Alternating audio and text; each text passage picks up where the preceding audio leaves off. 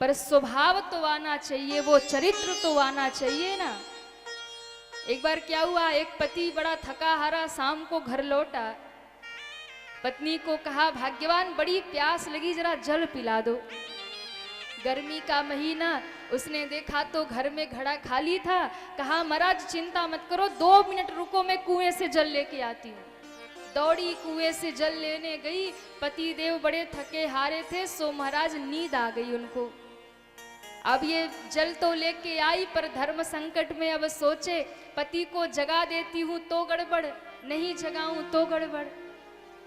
बड़ी गहरी नींद में है, जगा दूं तो नींद खराब होगी, ना जगाऊं तो प्यासे है। सो महाराज पानी का गिलास लेके खड़ी हो गई, और खड़े खड़े कब सुबह हो गई पता नहीं चला। सवेरा हुआ, पति देव की नींद खुली तो देखा सामने पानी का गिलास लिए पत्नी खड़ी है। उसने कहा, अरे तू कब से खड़ी है?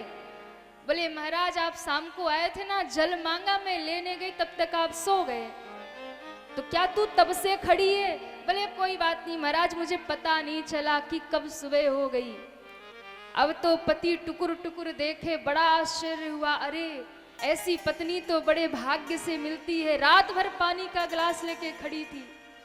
सो महाराज गया, ऑफिस में गया, दफ्तर में गया, मित्रों के यहाँ गया, जहां जहां गया सबको बताया, अरे भैया ऐसी पत्नी किसको मिलती है, रात भर पानी का गिलास लेके खड़ी थी। सो महाराज उसकी वो चर्चा फैल गई चारों तरफ, और वो चर्चा जब चारों तरफ फैली तो महाराज राजा के कानों में पड़ी। राजा ने भी सुना कि भाई कोई ऐसी धर्मशील है जो पति के लिए रात भर खड़ी रही पानी का गिलास लेके। सो राजा उसको प्रणाम करने आया, देवी आप धन्य हो, आप जैसी कौन होगी आज के जमाने में, ऐसा कोई कहाँ करता है। जब राजा ने प्रणाम किया तो पड़ोसन को जलन मची।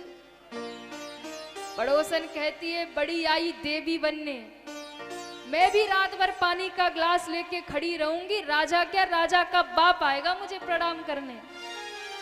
पति देव को कहती है, सुनो जी, कल ऐसे ही घर मत आना, खूब थके हारे आना, और आते ही पानी का गिलास मांगना। जब तक मैं पानी लेने जाऊं जागते मत रहना, सो जाना।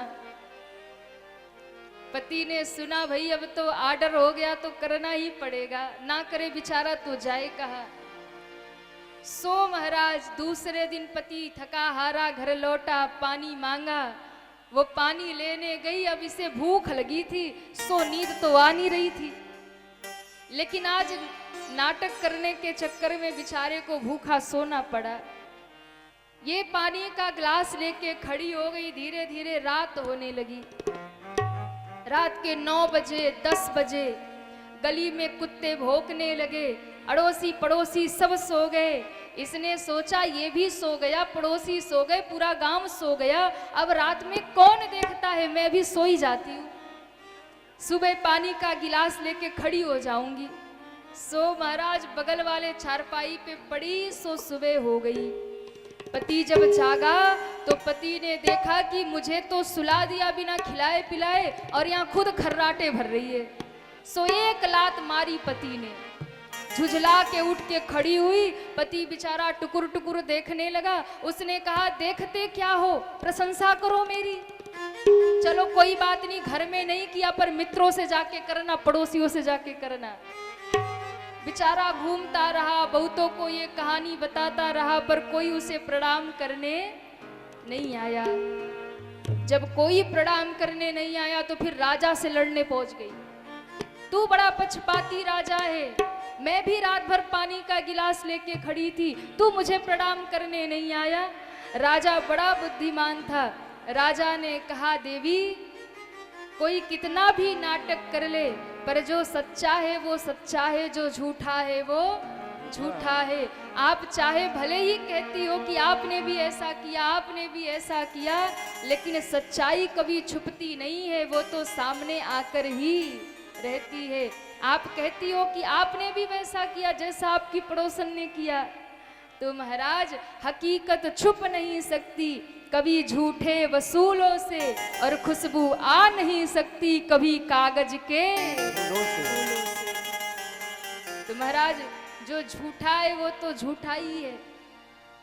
सीता तो बन गई पर सीता जैसा गुण भीतर नहीं है। उनका सील, उनका आदर्श, उनका चरित्र, उनका प्रेम वो कहां से लाएंगी सती माता। राम जी सोचने लगे अब तो सामने